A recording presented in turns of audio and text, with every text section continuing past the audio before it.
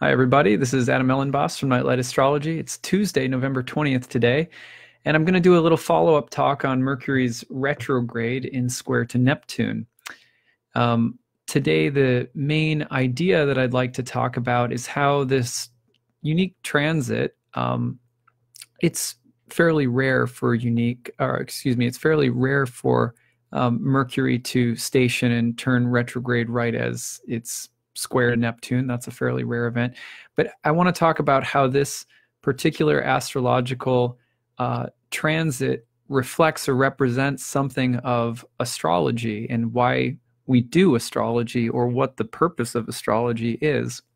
And also some kind of technical things that we talk about in astrology. For example, I had a great question from a reader or viewer the other day that said, basically started like this: why is it that sometimes astrological changes seem to come in bunches, like a whole bunch of stuff happens like all at once?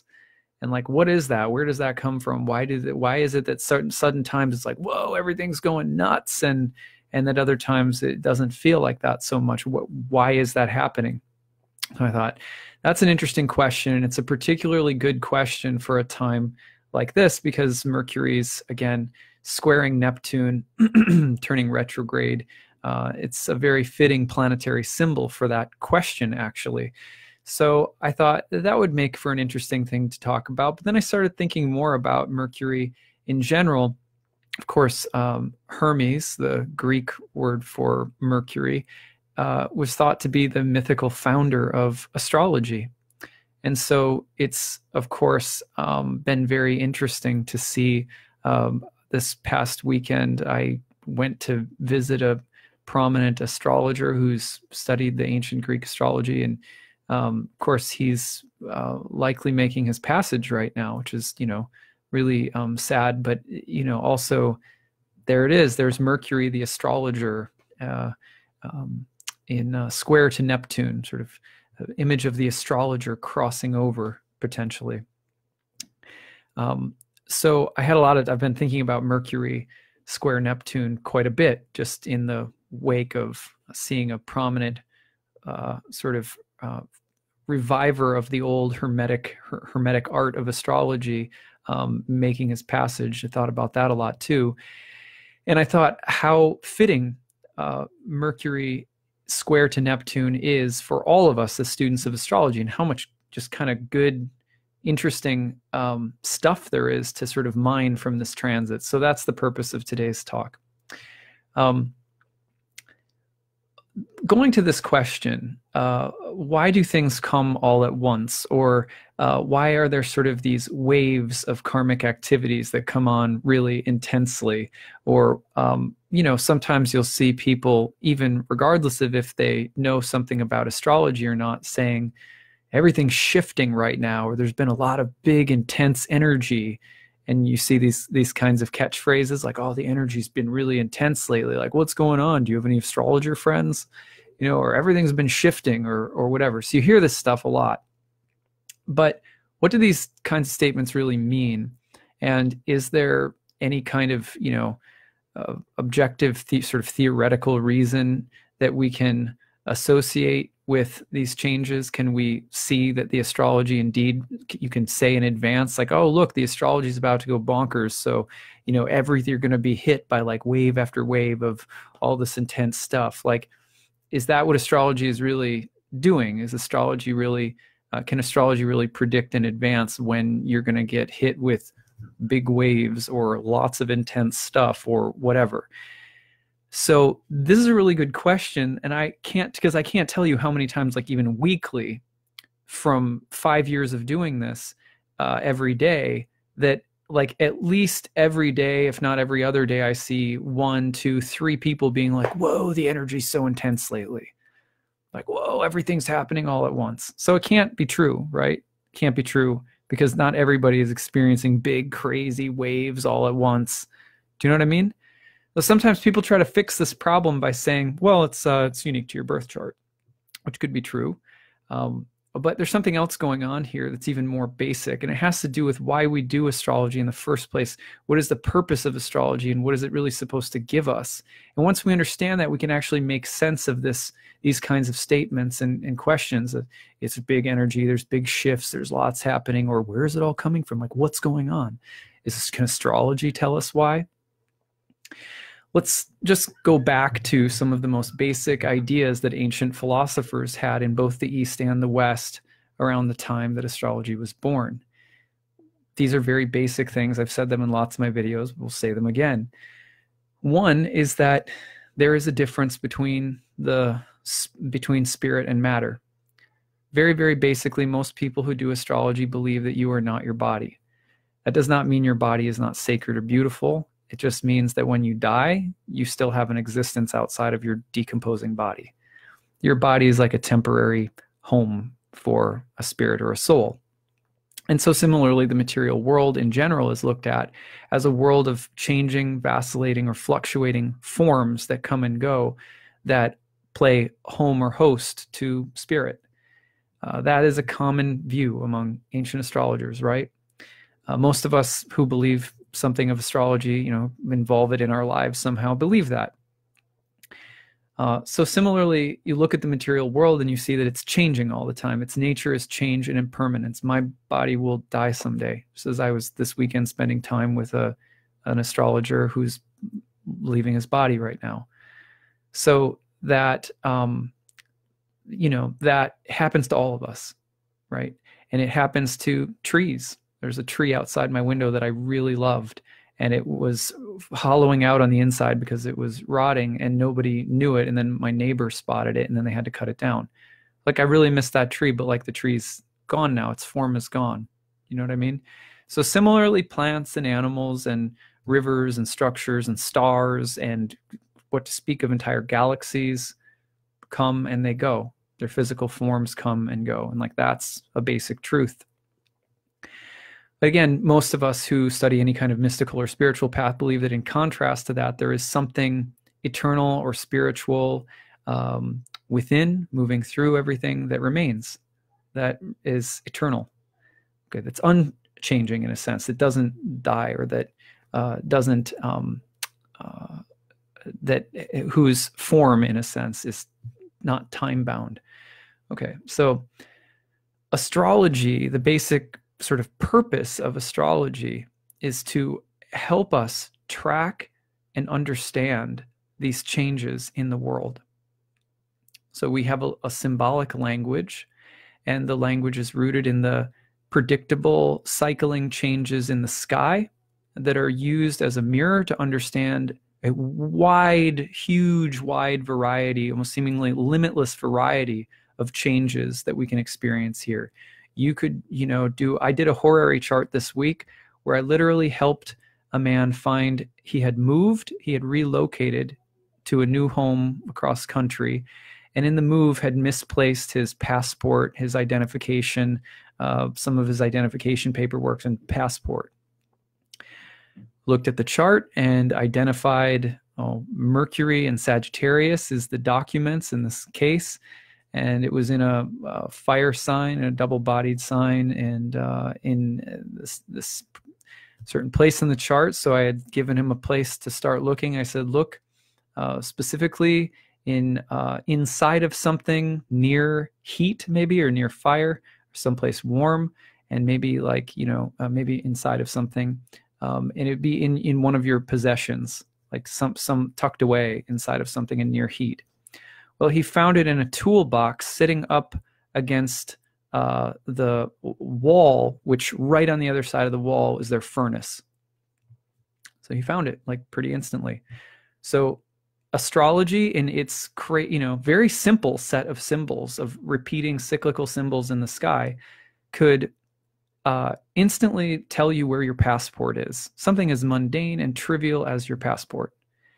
But on the other hand, astrology could talk about massive changes in, global politics. It could discuss waves of, wildfires as Uranus enters a fire sign and Jupiter goes into a fire sign, or, So it has a huge amount of things that it can speak to. But the basic idea behind all of the different things that it can speak to is that this material world is always changing, and that this language helps us to track, map, identify those changes, predict them, and describe them. It helps us to get down to accurate descriptions. It helps us to also get down to accurate predictions. It does more than that, of course. It helps us to create meaning in relation to the changes by offering us a language of myth, metaphor, symbol, which opens the imagination and gives interiority and depth to things. So that's a beautiful part of what astrology's language can do.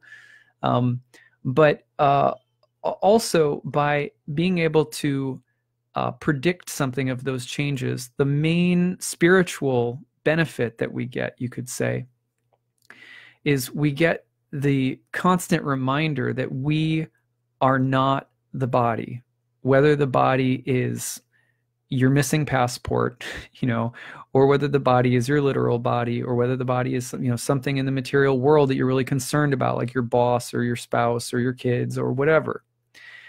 Astrology does so in a kind of roundabout manner.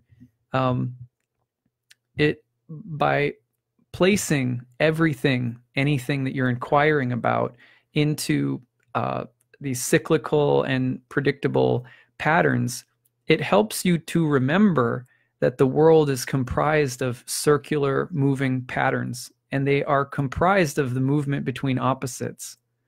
So the fluctuation between hot and cold, or right and wrong, or up and down, or like that. So the whole language of astrology is trying to say something about this material world, about how its changes and cycles and fluctuations work, and it's trying to help you predict and describe things happening in the material world, because the tendency is for us to think that we are nothing more than these changes happening in the material world. I'm nothing more than whether my team wins or loses, or whether I have money or I don't, or whether I'm successful or not, or beautiful or not, or happily married or not, or whatever. All of the changes in the material world we get identified with and attached to. It's hard not to, because we are living in the material world. And so that's its nature. And so it's very easy to become identified with those changes. But the more identified we get with the changes in the material world, the more easy it is to forget about our eternal nature, right? It's just, we forget, we fall asleep. People call it the unconsciousness. That's the basic idea. So astrology, again, helps us gain that distance. You can't have people at this time say, well, I don't want to dissociate from the material world. It's not about dissociation. It's about having differentiation. So for example, if you're in a relationship with someone and they're so completely identified with you that you have no room or space from which to have a relationship with them, because they just cling to you. They just won't let you go. They're so emotionally identified with you that you don't have any space to breathe. It's not much of a relationship, right? So astrology similarly gives us language to place around all of these changes in the material world, specifically so that our eternal spirit soul can gain some distance, not because it's necessarily evil or bad, but so that we don't get so identified with it that it shuts down relationship to it. In order for there to be relationship to it, you have to have a healthy sense of who you are that's separate from it. Okay, so astrology is helping us to create that kind of sense of self in relation to the changes of the material world. And it gives us a language, but it's not just a language. It helps us also because as an ongoing process, by observing the changes in the material world and having a language to place around them, it becomes a practice. It becomes a practice, basically, of looking at how changes are happening in the material world, how those changes are happening, and it reinforces, in practicing being able to observe and see the changes that are happening, you gain some distance from it, and then that distance, as a repeated practice, establishes a center. You have an established center, and you can relate to all of the changes going on. The act of astrology is a practice of staying conscious and aware, because when you're not conscious and aware of the changes, again, you get sucked into them and you get identified with them. This is why from people from Jung to, as old as the, different yogic texts and Buddhist texts and so forth, you see that the planets are depicted as gods who are pulling the puppet strings of our lives. And to the extent that we are identified with the material world, we are identified in a sense with the bureaucratic powers, operating powers of the gods. So that's it, right? In astrology, by giving you the astrology, which is in a sense the language of the gods, it's like that. It gives you some sense of the language of the gods. You then have a sense of yourself as a different entity and not being identified with all of the powers of material nature, which are thought to be the gods. So that is so the practice of astrology as a hermeneutic art, as something that's interpretive, is ongoing. It's something you're training your mind to do specifically so that you can establish some differentiation from those powers and some ability to relate to them. Without that ability to relate with those powers, to create reciprocation, to create a relationship, you're much more likely to be your sense of identity, your sense of happiness gets sucked into them, and it's torturous because the way that they take us is through cycles of up and down. It becomes a roller coaster ride. So it's like that. Now, we especially need this language when big changes come. Like a lot of people who come to me for readings are going through bigger changes, or they have like more intense things going on like all at once. And so a lot of the times people will say, they'll start off being like, whoa, I'm getting slammed. Like, what's going on right now? Excuse me. And one of the things that I like to do in sessions with people is to start really small. Like, let's start looking at really small things that have changed lately, really small things in the past year. In other words, let's not look at all the big events, but like, let's look at what small or subtle changes you've made in your life or in your thinking or in your relationships or whatever. I'm going to tell you a story. So for example, let's say that you start with a simple thing, like you say, for once, maybe in a long time, because going home to see your family over the holidays really stresses you out, you've come to a place where you realize you don't want to be stressed out. Maybe you have some friends or a loved one to be with or someone else's family to go to. You say, I'm not going to come home for Christmas this year, for the holidays or whatever. Seemingly simple thing, right? And then what happens is, let's say people in your family who are all expecting you to come home. They all have a very set idea of you in relation to these holiday events, Now they have to adjust their expectations. They have to adjust their idea of you. All of which, if those ideas are very fixed, they will have to reflect upon themselves. It's like you say, well, this is a client of mine recently, so they weren't going home for the holidays. And everyone in their family who has this very sort of rigid expectation that they come home had to then immediately go through a bit of a crisis, because they've had these ideas about this individual, and their expectations for this individual they've just been defied in a sense, right? But what that does is it forces all of those individuals, right? It forces them back in on themselves, and they have to say, well, where am I, how am I changing? And it's threatening, because when other people make changes, it threatens some certain kinds of ideas that we have, that we hold very tightly within ourselves. And so when those ideas are threatened, we are threatened, right? So it's a very simple act of saying, no, I'm not going to go home for the holidays. I'm just not going to. But then a whole network of people in a family had to reconfigure their ideas of not only this individual, but of themselves in relation, because we exist in relation with one another, right? So that's a really small thing. It's a small thing that has this kind of big result.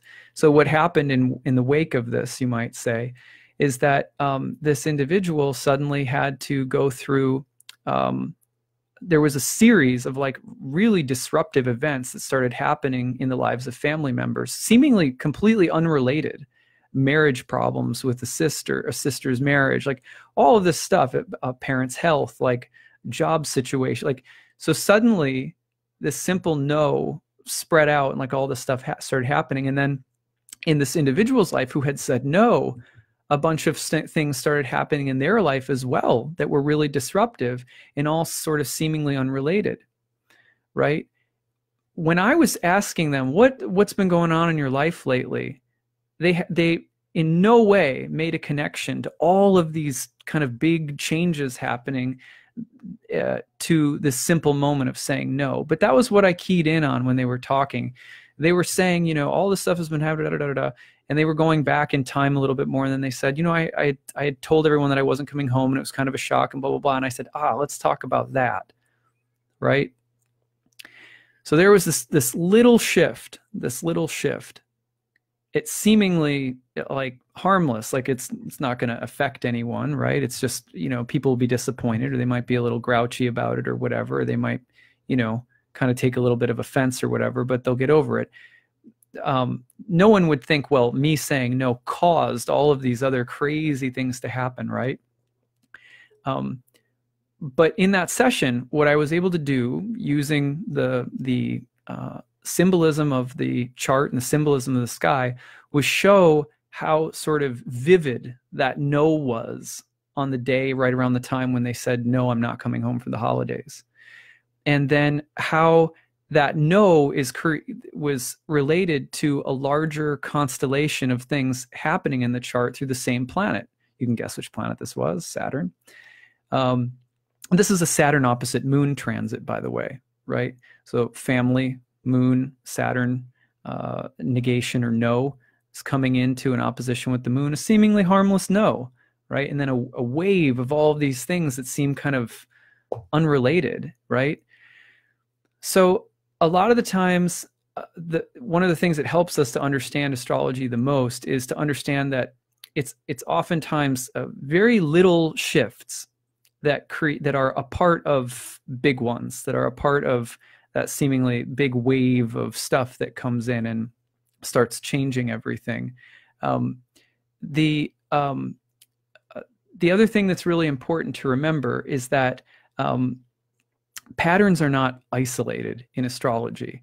So when someone says like, oh, there's all this stuff happening, a lot of the times it might be one transit that's happening, just one, or it's just one pattern that you pick up on in a birth chart. And you don't need to be like, well, there's like 3 septiles and 4 trines, and there's a grand cross and like all this, you know, it's like, yeah, it's all going bonkers right now, because then we create a culture of bonkers around astrology, right?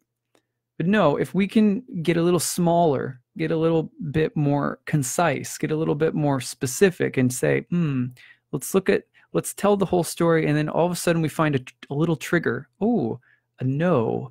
And you see the Saturn opposite the Moon, a negation. You said no to your family. And then this web of other things started taking place. And, you know, it's not that necessarily that you caused that because you said no, right? But it's that your no was the beginning of a change of a constellation of different patterns in your life, a constellation of many different changes that all in some ways stem back to the fact that the pattern is not isolated within you. The pattern has its connection with a lot of other things. We can't always trace them out in a linear manner, right? We can't always see the exact threads connecting one event to another. And so in that sense, sometimes we feel like we're just being hit by like all these waves of different energies. And then again, the temptation is to like assign it to like all of this different stuff, right? To just try to, or to sort of analyze the skies to death, or you either make them much bigger and more sensational than they need to be, or just sort of analyze it all to death. Like if people, you talk about a Venus retrograde and someone leaves you 3 paragraphs of like analyzing what's going on in their chart right now, it's just completely unnecessary, right?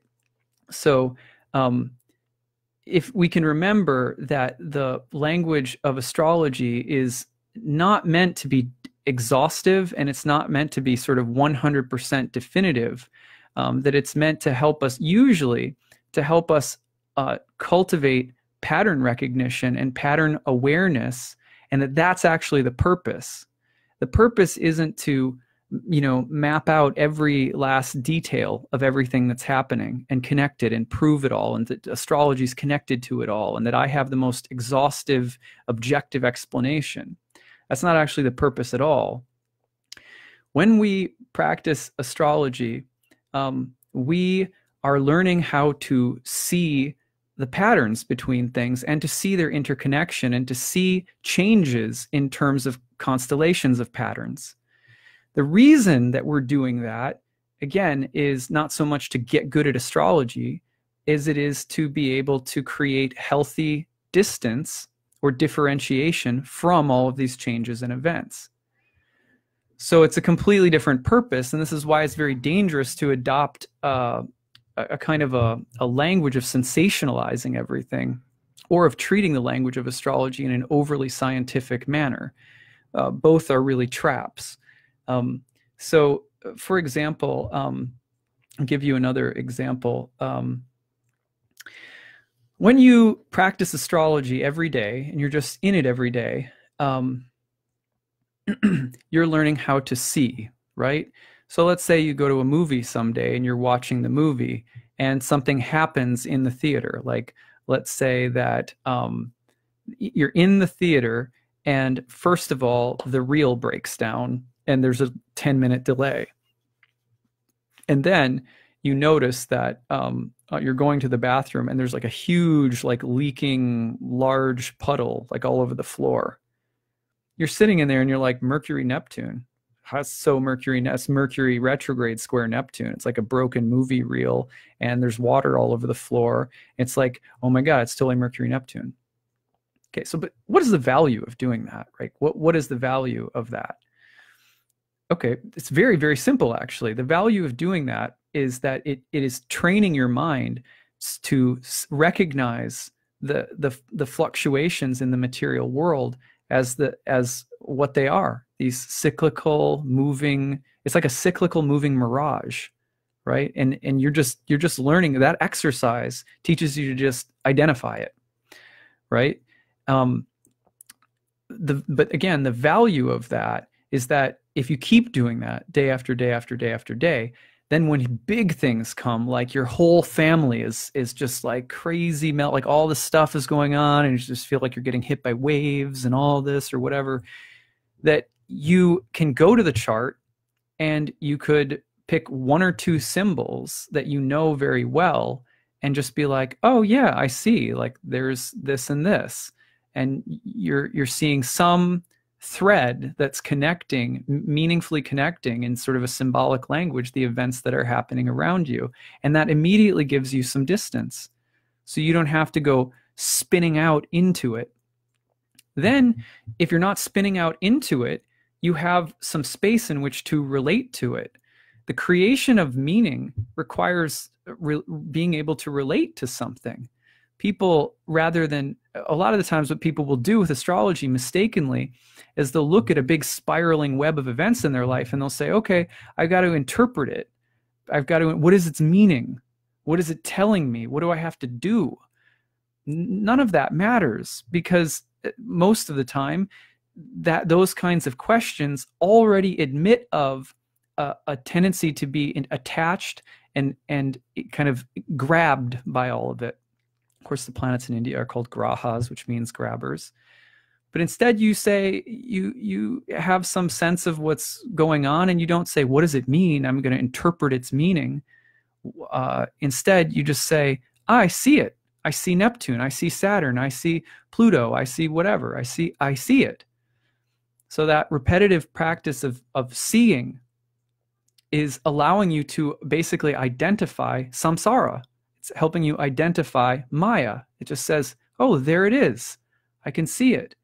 And it helps you identify it in your own body, for God's sake. If you're going through a cold and Mars is going over your moon in a water sign or something and you get a cold, and there it is, like, oh, yeah, it's Mars on the moon. And so the interactions of your own body are part of this, right? So you start to realize, like, I'm not my body, I'm not my cold, I'm not the I don't have to freak out because I stepped in a puddle at the movie theater, and I don't have to get pissed off at the staff for not having this taken care of. I don't have to, do you know what I mean? Okay. So the process of doing astrology is a process of learning how to see. It's not so much about learning how to interpret. In the interpretational, the sort of hermeneutic component of astrology, we're talking about Mercury today and Neptune, is not so much to say, oh my God, there's all this stuff happening. What does it mean? Right? It's like, very basically, what did ancient philosophers telling us? Yeah, there's all this stuff happening. It always has been happening. It always will be, because the material universe is cyclical. It just goes through stages of expansion and contraction over and over, vacillating between opposites. That's what it is. Take it in. It's like a beautiful merry-go-round, right? So, and you're in a body it's on a merry-go-round too, and you're gonna get out of it eventually. So I think about this very deeply right now, as, again, we have an astrologer, a great astrologer, passing away. All of the interpreting that he did throughout his life, as an astrologer, all the interpreting that I'll do throughout my life is meaningless in comparison to whether or not you have simple preparation to let go of your body when you die. Very, very basic. If you can't let go of your body at the end of life, which is a struggle for a lot of people, right? I'm not saying I could do it. I'm not saying it's going to be easy for me when it comes my turn. But, like, if astrology isn't helping you prepare for that moment, and you're spending your time whiling away trying to interpret every experience with it, or you're thinking of astrology in terms of, well, astrology is going to give me some kind of interpretive power over my destiny, right? It's like, but let's not forget that the whole thing is this merry-go-round, and you're going to have to leave your body. And if you don't believe that you are your body, then how are you dealing with that? And how is astrology helping you deal with that? Do you know what I mean? It's a super, super basic thing that most ancient astrologers are very aware of. So, astrology is going to give me control. That's right. Catherine mentioned that. Yeah. So a lot of the times when people say, whoa, look at these big waves of, like, events and, like, all this stuff, and, like, oh my God, the energy's so intense right now.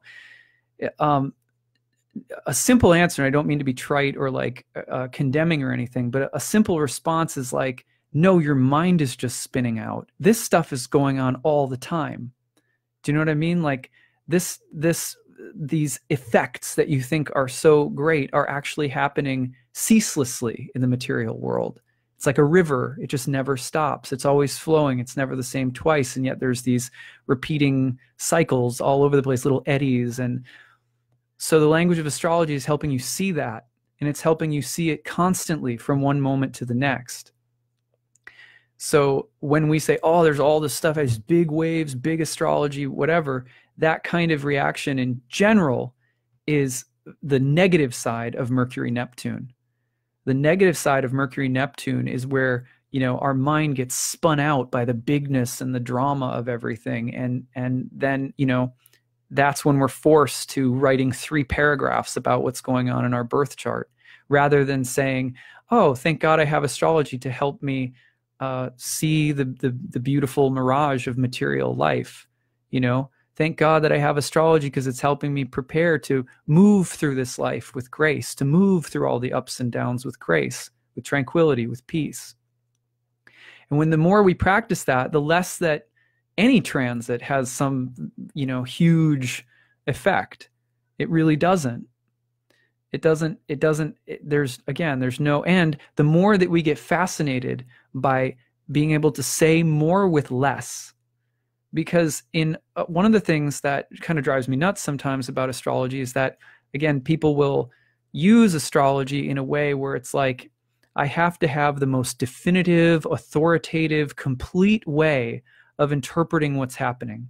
So it's this Jupiter T square to that in a fire sign. It's angular. It's like rising. It's of the sect. It's not this. It's not that. It's in the third face. It's in the bound of, you know, whatever. Like by the end the time you get through that, there's like leprechauns dancing around the room. You know what I mean? So like there's no, like it can also, one of the art of astrology is learning how to use the language economically for the sake of helping us return to our center. And when that is not the point of astrology, it doesn't matter what we interpret. It doesn't matter how elaborate or how intelligent our interpretive apparatuses are.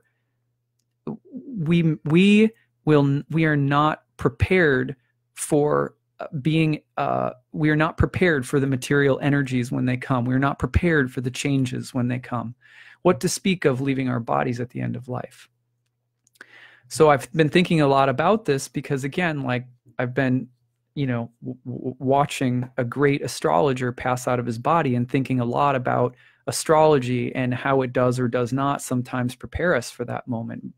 Thinking about it for my own life. So you'll have to excuse me for having to kind of bushwhack my way to some of these points. It's a little bit tricky to make the point, but so sometimes it's in identifying that small thing. Like when I talked to that client, the most powerful takeaway from that session was not some big oration about Saturn and how to work with Saturn and how to get the most out of Saturn. It was about identifying the simplicity of Saturn as a planet that negates.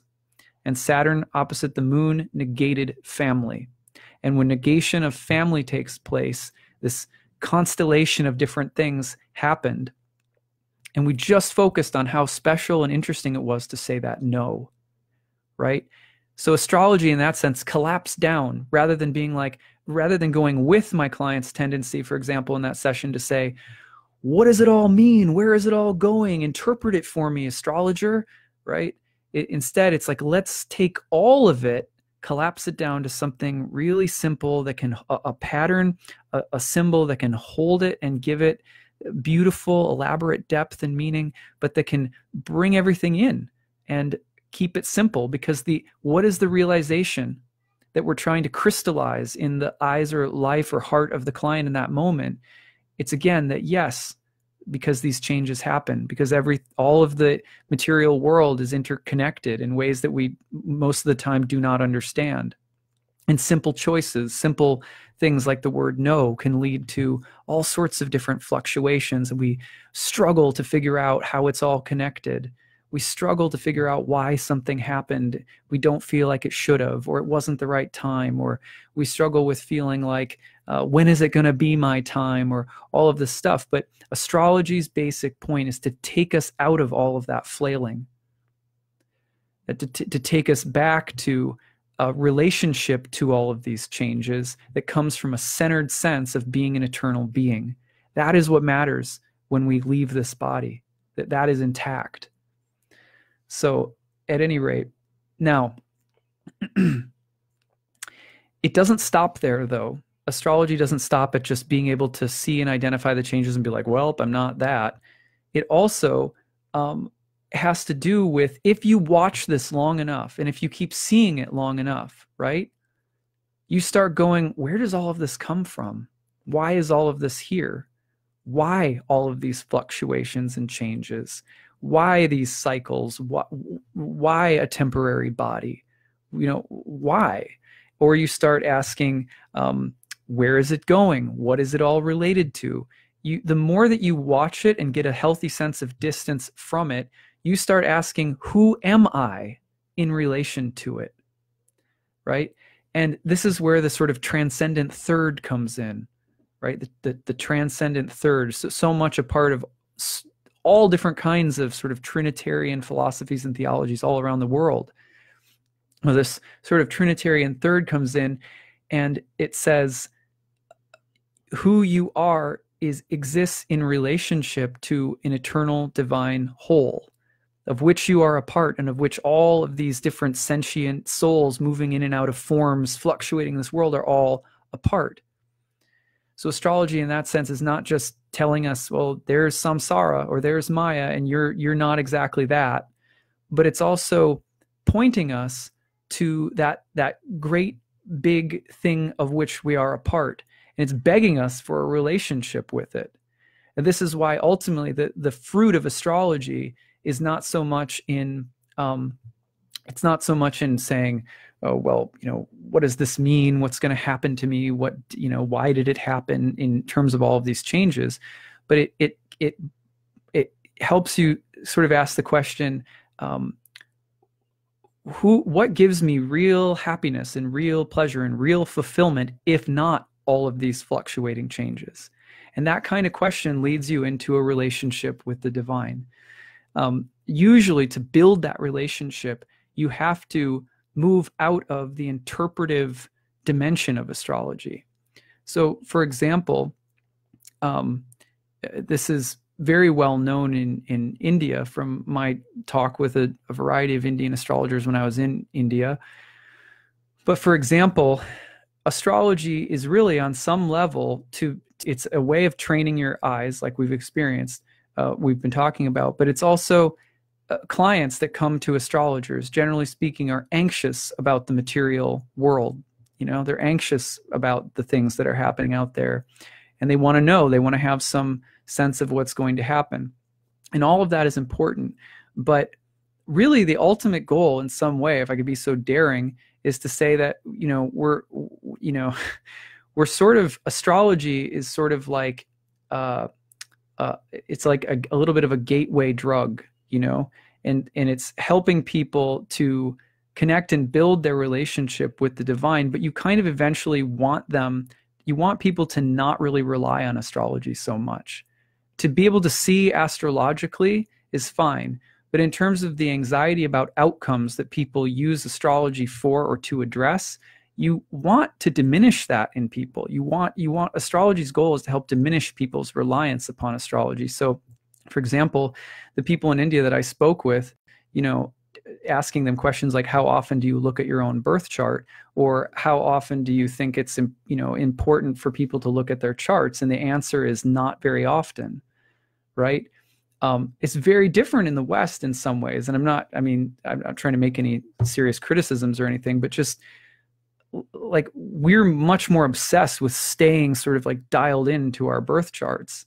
I think that it's very fruitful to look at astrology as an art of seeing, as an art of identifying changes in the material world, just like students of the Tao and the I Ching will use the manual as a way of seeing and understanding the changes. But it's a meditation that's helping you focus on the divine, on that which is transcendent, on the Tao or on God. So really, in a sense, astrology's next step is, by seeing this over and over and over again, you should be getting closer to some ohms. You should be getting closer to time that is spent in divine contemplation, prayer, meditation, stillness. If you take the realization of astrology seriously, of what astrology shows you over time, the natural move is to seek a connection to that sort of ultimate source. And that's why you'll see, again, the practice of Jyotish or Indian astrology alongside of yoga is it's not like an obsessive self-help exercise. It's not an obsessive interpretive exercise. It's different.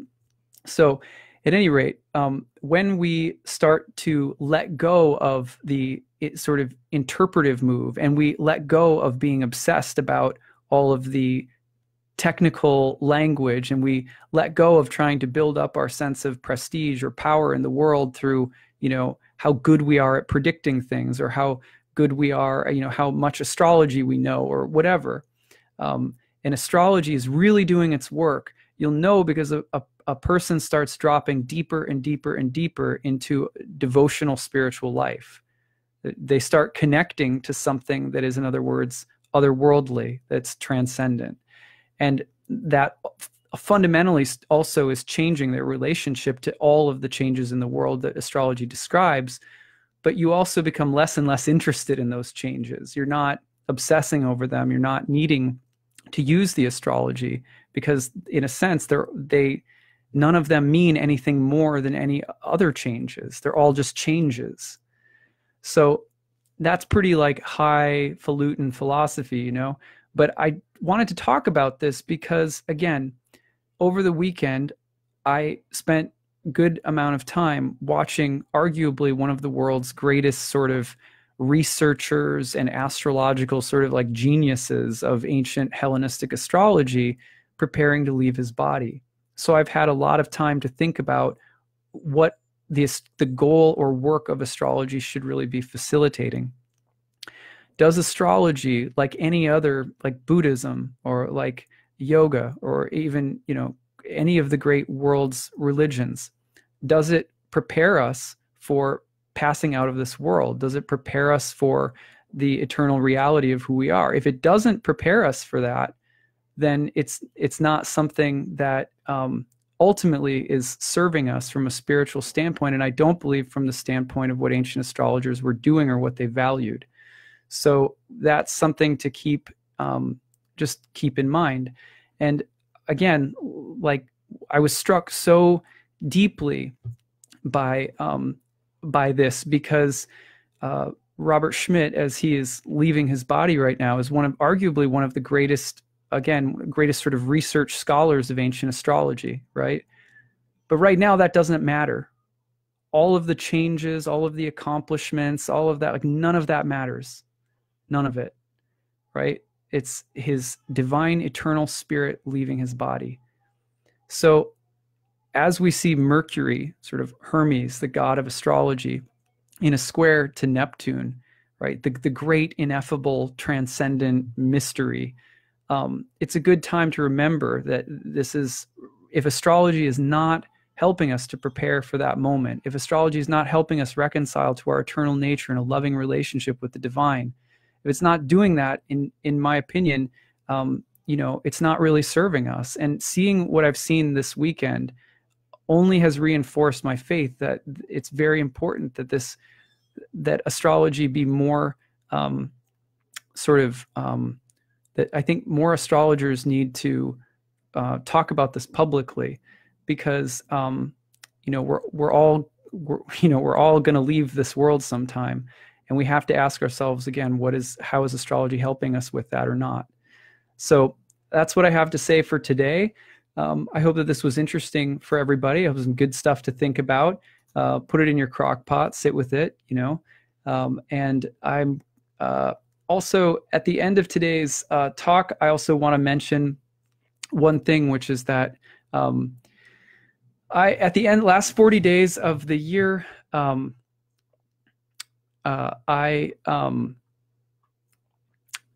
last 40 days of the year, I fundraise and I go into a prolonged period of more intense period of prayer and meditation, sort of focusing on trying to be a better servant and better astrologer to my readers and my audiences in the year ahead. And during those last 40 days, I fundraise and ask all my readers to pitch in if they can. So I'm going to put that link to my Kickstarter in the chat box. And if you're someone who's benefited from my work in any way and, you know, appreciates the daily videos or the daily write-ups and stuff like that, I ask you to support my work if you can. You can choose a donation-based reward. There's different readings that I offer. And let's see, there's all sorts of different rewards you can get when you donate. And you can also see a little bit about what my own daily spiritual practices are like. One of the main reasons that I'm saying this also is because of how my own path with astrology has evolved. When you do, you know, as much astrology as I do, I think it's natural. As I have a lot of friends who also do astrology, and I've talked to a lot of people about this, but when you do a lot of astrology over time, it becomes very natural in a sense to come to the conclusions that I'm talking about. When you see, you see a lot of clients, and you see a lot of changes in people's lives, and you see it reflected in so many different ways in the stars, and you see the way that the heavens are reflecting the material changes of the world. At some point, you start asking, okay, so who am I in relation to all of it? And I've always been a spiritual person, but my spiritual practices have intensified a lot over the years as I have felt more and more compelled that if astrology isn't helping point me home, point me in the direction of my spiritual growth and development, and helping me center in the heart of who I am as an eternal being, then it is a fruitless practice. And that might sound really sort of fundamental and intense, but to me, astrology becomes so rewarding, so deep, and so beautiful when it's wed to spiritual practices, which is something that I had to do. Otherwise, I wouldn't still be doing astrology, because I would have gotten burnt out and sick of it. So that's my honest truth about that. So Spencer, there's some questions here I'll look at. Spencer says, how do we reconcile the difference between all of that mattering to Robert at this moment, and what does work and legacy mean to us? I'm not sure I understand the question, Spencer. I think what you're asking is how to reconcile the difference between leaving your body with his legacy. I don't think the two are mutually exclusive, right? Like, obviously his legacy is profound. Like, he's had a profound impact, and there's no harm in loving that, or there's no harm in there's no harm in being an astrologer, or being a researcher, or whatever we do in this world.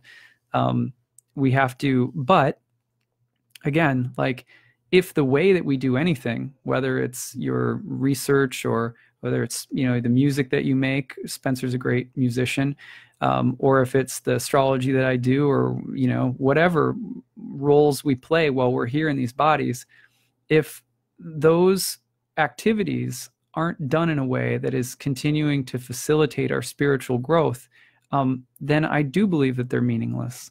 Not meaningless in the sense of that they don't mean something to us while we're doing it. I just mean that because I believe that we are eternal spirit souls, then I believe that there is eternal significance. And I contrast that very starkly with the temporary things that we get involved with that really are very fleeting in the scope of eternity. So that's how I look at it. And again, like, there's nothing more profound than watching one of the world's greatest astrologers leave his body to make that point. So it's just in that moment, astrology really doesn't matter. I don't know how else to put it. It's not that astrology, it's not that you look down upon astrology or say, oh, stupid astrology, this is all that matters. It's actually very simple. It's actually very factual. It's like, oh, there's a man leaving his body right now, right? So you're not the body, right? What does astrology describe? Most of what astrology is describing things that happen to us in the body and in the world. So if that's all it's doing, my point is that it's pretty fruitless. So, again, like, I think that there's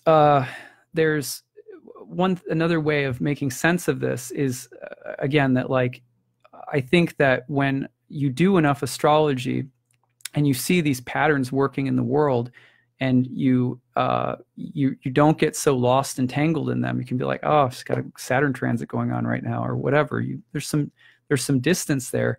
You can also fall in love with the world, but you're falling in love with that eternal spark that's happening in the world. It's very different from when people are identified with the world and not seeing eternity in its midst.